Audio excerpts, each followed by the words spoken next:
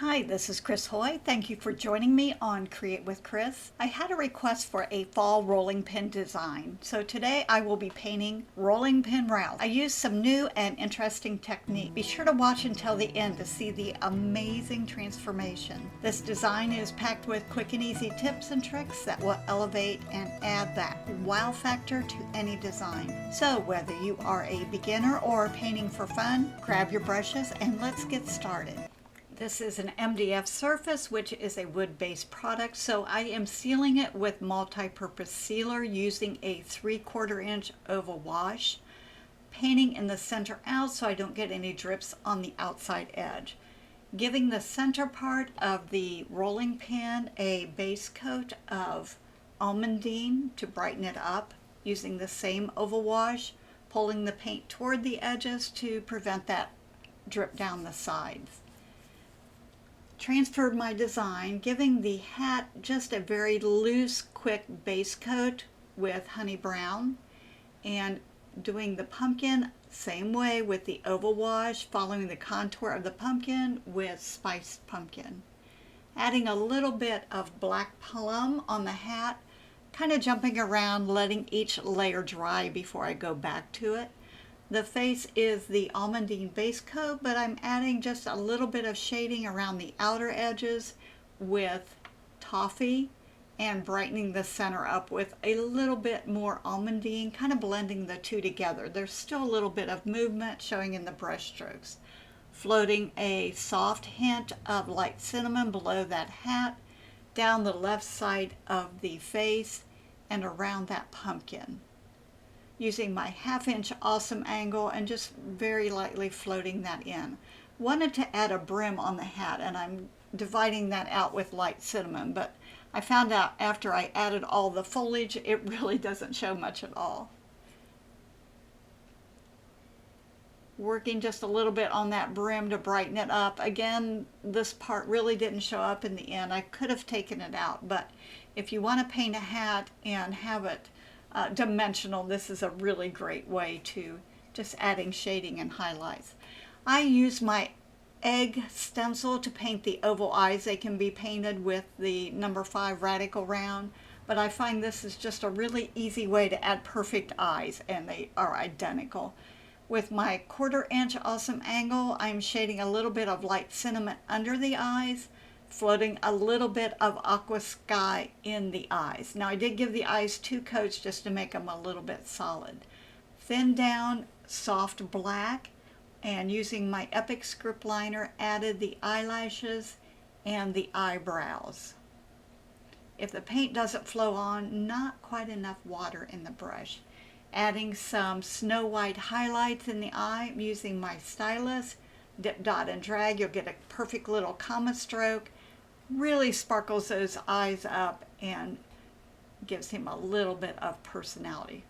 Removing any tracing lines. I like to do that as I paint so that at the end I don't have any that are left, and then I varnish over them and they're kind of stuck there. Using a little more light cinnamon to float under the eyebrows just adds a little bit of dimension on the face instead of being super flat.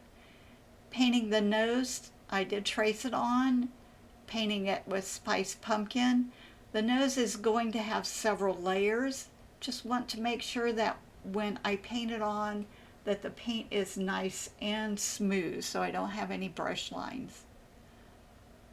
The mouth is soft black. Again, I'm using my Epic script liner. Thin that out, you'll get nice, perfect lines. Wanted to dry brush the cheeks, and I am using Heritage Brick, just super thin. I'm sorry, I used Spice Red, just super thin. Wipe the stencil brush out really well, and then it's just basically a dry brush. Just wanted a hint of a cheek. I did use my round circle stencil to create the cheeks. I just find this is, again, a perfect way to create identical cheeks very easily. And because the paint is so thin, if it's not correct, it's just really easy to use a damp paper towel to wipe it off. Decided that wasn't a really nice color for the cheeks, so I went back with Heritage Brick just to kind of reinforce them a little bit. Still a very light dry brush. It doesn't take much. My motto is a little bit of paint makes a big difference. Adding a little bit of red spice on the bottom and the left side of the nose just to add a little more dimension. And I did shade around the nose and the mouth both with just a little bit of light cinnamon. It just kind of helps set them in the face. Adding just a little bit of tangerine to ramp up the color of the nose and cleaning up the edges. I try to be tidy as I go, and I know it looks a little bit messy, but with all the layers of paint, I know that many of these beginning strokes are just the background bases. So try not to be too fussy in the beginning, nor try not to be too messy. Now I did go back and add some red spice on the left and bottom side of the nose and added some dip dots just to make some design there and a few little highlights on the cheeks. It doesn't take much to make a big difference, and I think that should be my motto. A little bit of paint makes a big difference. Now I'm going back with red spice and my 1/2 inch awesome angle just to divide those pumpkin sections up and very loosely. And I am going, the film is a little bit fast, but I am painting it very quickly, not blending it. I like those strokes to be rather loose because by the time all the layers are added in, it works out really well. This is just another step to getting to the desired end. And I put a little bit of tangerine in there. Going back now with black plum to really deepen those shadow areas. And I do kind of toggle back and forth between highlights and shading because they need to balance out. Contrast is what makes a big difference. Base coating the stem with toffee, and I'm using my number 5 Radical Round. It just has a nice big belly on it, so it's going to hold a lot of paint, and it has a fine point on it, so I can get those really fine detailed lines. I picked up some almondine. I let it be kind of streaky because the stem has a lot of ridges in it. It just creates interesting texture that's really hard to replicate if you try with tiny brushes and are very fussy. Going back in with burnt umber to deepen those shadow lines. On the face, that's where the contrast comes in. If I put really light against the face, it's not going to show up. So this is where I can decide where those shadows and highlights lay. Again, there's going to be a lot of layers, so we can remedy it if it's not quite striking as it needs to be. Going back in with Heritage Brick really starts to deepen that up. And then again, I'll deepen it with Black Plum. And you can see how these layers of paint really work well together and build those sections of the pumpkin very nicely. Shading around the stem just to really make that look like it's growing right out of the pumpkin. Doesn't take a lot. And I always say you can go back and add more, but it's really difficult to pull out if it's too much paint. Just adding some more darkness with my 1/4 inch awesome angle. If you're not familiar with my angles, they have extra length on them, so you can create a longer stroke without having to reload. That's what makes them so awesome. Bumping up the highlights on the stem, and I wanted to check the nose. I thought those tangerine dots were just a little bit too intense, so I back shaded it again with red spice just to tone it down, and then they sort of glow through that shading. Added a little more color on the cheeks. I used to be an oil painter and I love using a palette knife. So I just slide the palette knife through a little bit of tangerine, just a very teeny tiny bit on the flat of the knife, on pretty much just the toe, and then slide it over the pumpkin. These beautiful texture results on there. I hadn't decided on the color of the handles until just now, so I am painting them heritage brick. I wanted them to be dark but not too dark and have a design on them. Now create the base coats, I usually put a couple coats on until it's nice and solid. And I wanted a little bit of design. I have these stencilettes. There's 5 of them in a set. Just really handy. They're small stencils. They have beautiful designs on them. And they just come in really nice for adding just quick designs very easily. I decided to stencil with spiced pumpkin, and it's the same as the cheeks, just a very, very soft dry brush. I didn't think it was strong enough, so I added a second coat, and then the same thing on the bottom handle. Make sure when the stencil is positioned that the design lays appropriately. And it seems like it doesn't matter, but you don't want a big part of the design falling off the edge. I kind of made those curls in the middle just because I thought they looked a little bit cute there. These are the CD stencils. They're so nice to work with. Adding a little bit of heritage brick around down the sides and around the base of the handles, and then I'll flip it over and do the same thing on the other end. Be sure to hit the like and subscribe button if you're enjoying the video. That helps me out and you won't miss out on future videos. I did go back and deepen the shading with a little bit of black plum. That just really helps that continuity. That's kind of the connecting thread between all the shading throughout the project, and it just brings everything together very, very nicely. Loaded my 5/0 script liner with very thin light cinnamon, and I'm just pulling down strands of straw to create that look of hair. And I'm not being fussy nor particular. I did give that a little bit of a dry, and going back now with honey brown to add a little bit more color to the straw. Again, it's layers of paint to build up. It's not difficult. And now I'm bumping down to my Epic script liner and adding just a little bit of highlight with golden straw. Not doing every single one. It's just really easy to add a few here and there. Adding a highlight to every single one kind of diminishes the impact. And with the layers of color, it needs to look like there's many layers in there. And it's nice and full. It's just kind of fun to play around with it. Use your eyes to really determine where you need to add. I thought the handles needed a little bit of a highlight on them, so I dry brushed some tangerine on the round part of the handle and down the center. And I kind of like the way that looked, but it just looked like it needed a little bit more. So I thought, I wonder what would happen if I put the stencil back and just dry brushed that center area and down the center with a little bit of tangerine, and wow, what a difference. It just really glows after that was added.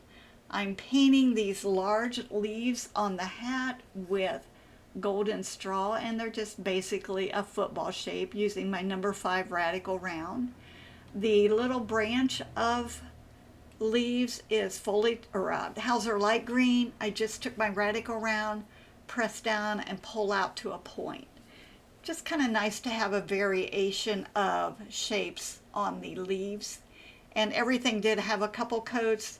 I do eliminate a lot of the dry time in the second base coats just for time purposes.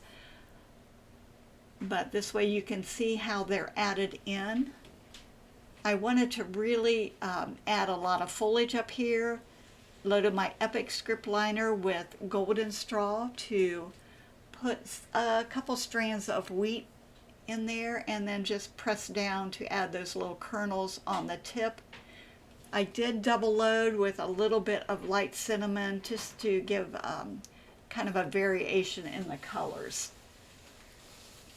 I wanted to bring a little bit of color into the yellow leaves, so I picked up some Hauser light green on the toe of my 1/4 inch awesome angle to float at the base and just a little bit down the center.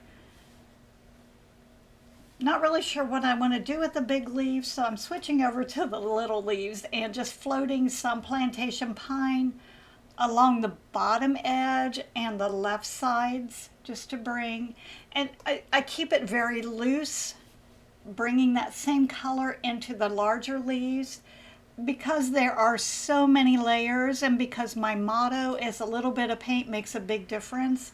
I know that going back, adding layers of color will pull it all together.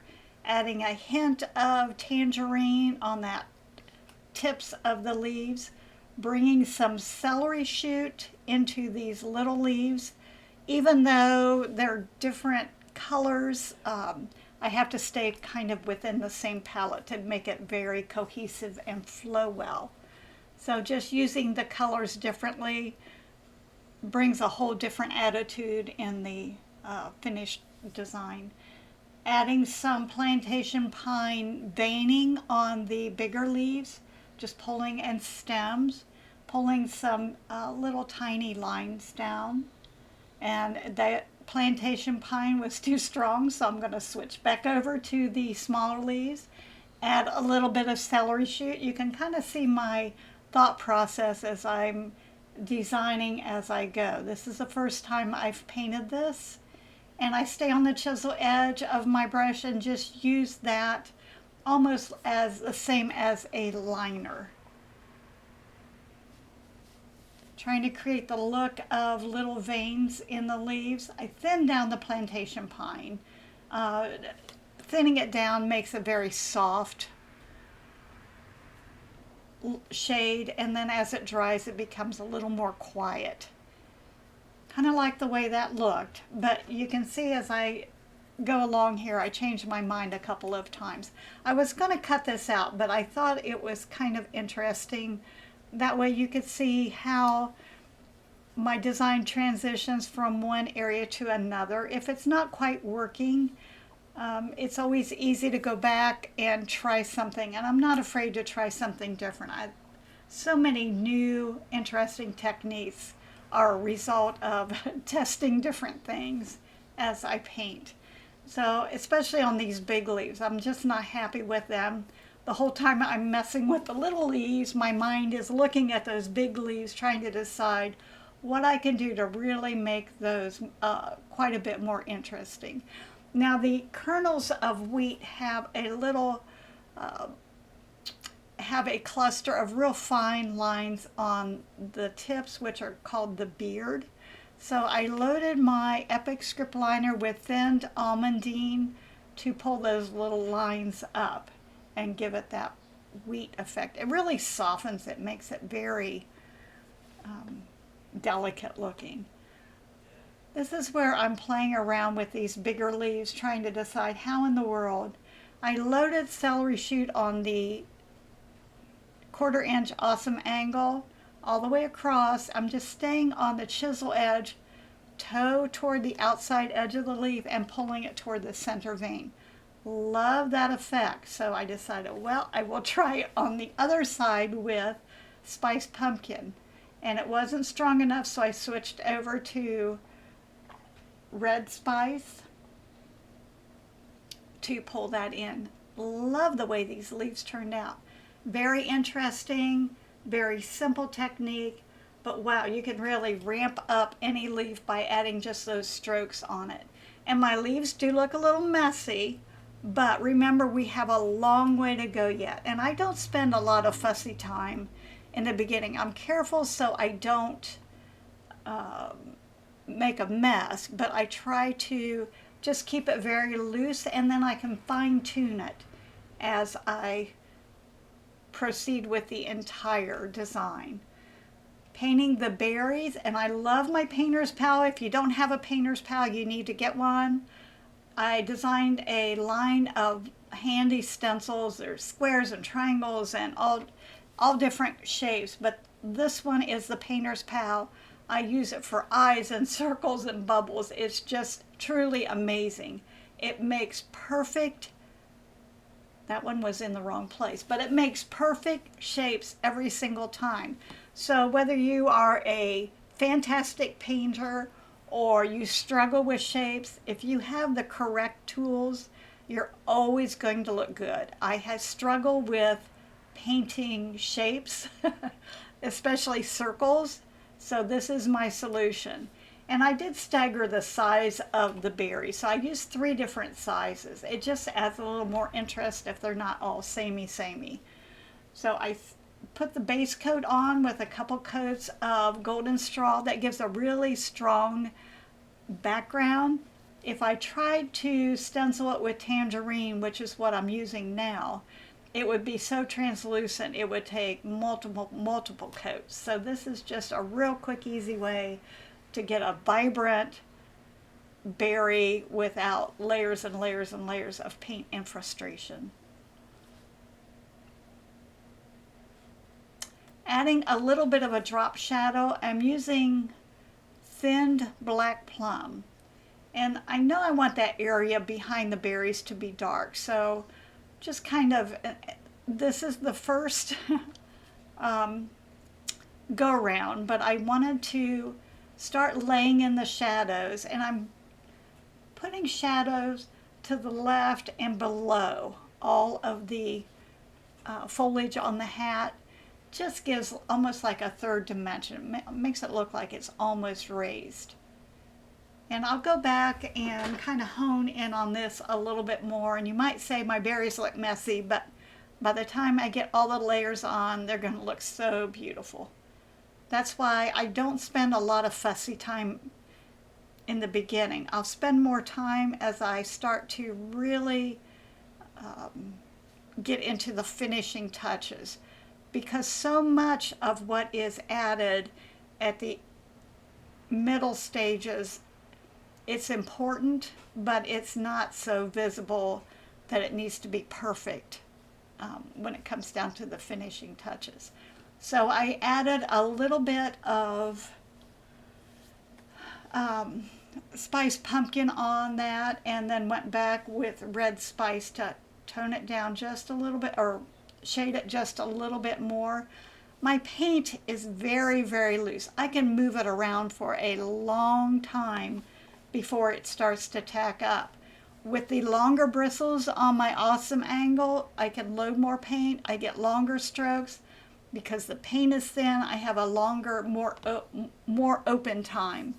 So it's just a real good marriage of tools and technique that really simplify. Berries are looking much better now, but we still have several more layers. I really want that to be dark. I want those berries to really pop out and stand out. So in order to do that, need more contrast. Everything's about contrast from here on in. So I'm just light shades of that black plum around the berries.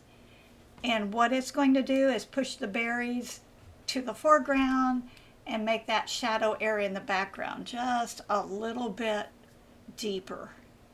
Another layer of shading. This is with Heritage Brick. I decided I wanted a little bit of sparkle on his mouth. It just looked kind of flat. So just popped a little teeny bit of Snow White using my Epic script liner, and then a little highlight on the nose. Add some highlights on the berries. I'm using my stylus. If you've not done comma strokes with a stylus, you're missing out on a really great way to simplify the stroke. Just dip, dot, and pull, and every time you'll get a perfect little comma stroke. Don't go so fast that you lose control, but it's a great way to add that extra sparkle. I'm putting that drop shadow with black plum. Again, it's below and to the right. To do the leaves, I loaded the toe of my 1/4 inch awesome angle with foliage or Hauser light green, and I'm just keeping the toe to the outside edge, kind of wiggling back and forth to create the look of the leaves. Now I did kind of draw in or paint in the center vein so I knew which direction the leaf was going to fall. Roughly block it in. It's not solid. I don't want it to be solid, but I'm keeping that paint to the side edge. And here I'm adding the drop shadow with the black plum. It's going to help lift it off. And on this leaf on the left, putting the shadow on the left side, which is where it was supposed to be, wasn't working out really well. So in the end, I decided to put it on the right side, and I'll do that in a few minutes. Still have that black plum, and I'm just really intensifying those shaded areas on the berries. And look how they really round up. They're just beautiful.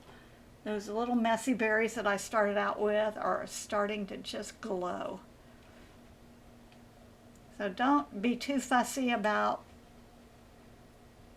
the building stages. It's all in the fine tuning. A little bit of highlight on the brim and some cross hatching. I thought I just needed a little bit there to accent it.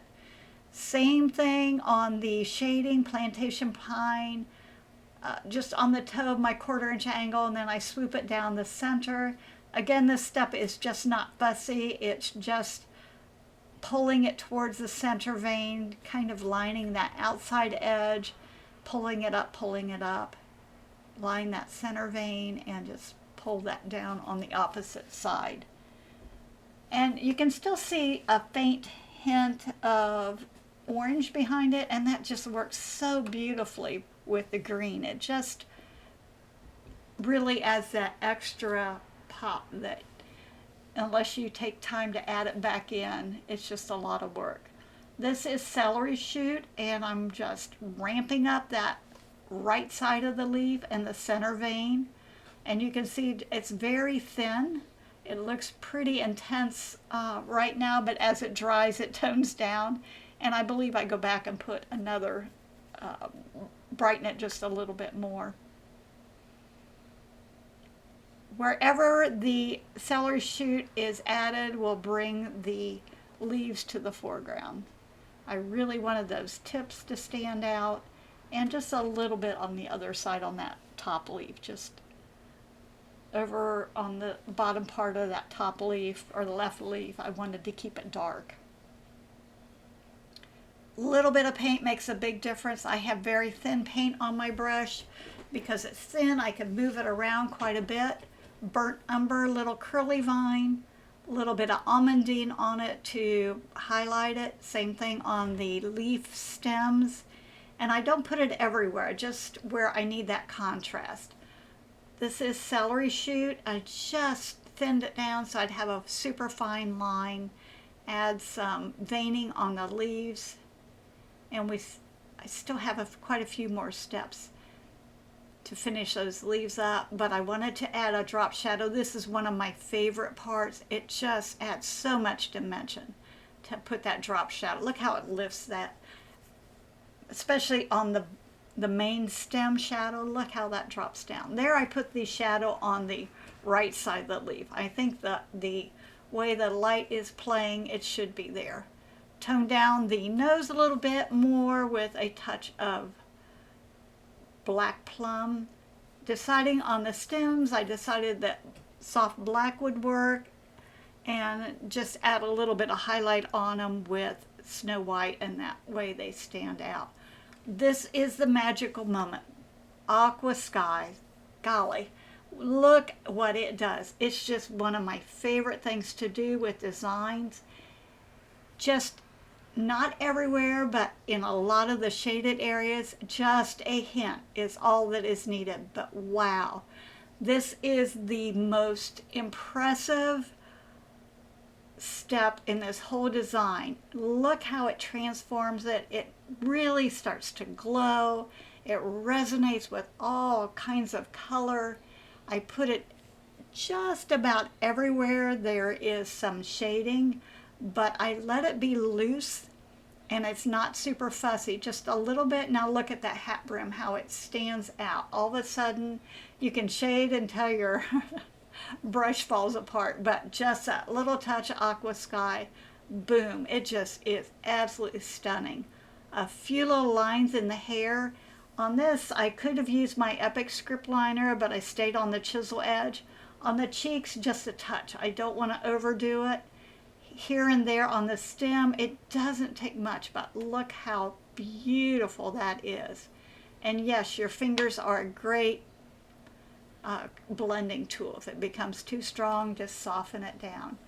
I do this last because I want to pull the design together evenly. And if I put aqua sky on each section as I paint it, sometimes they're not very even. This way I know I can build them all up at the same time and they are going to look absolutely fantastic.